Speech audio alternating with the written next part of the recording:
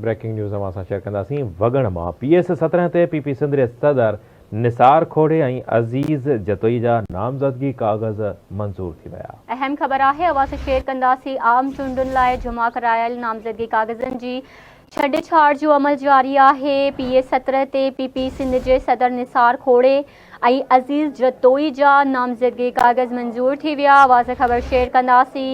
PS 17 ते JUI अगवाड़ Osman Mugeri ऐं GDA जे आकिल चांडियो जो नामज़दगी कागज़ मंज़ूर थी वियो आहे।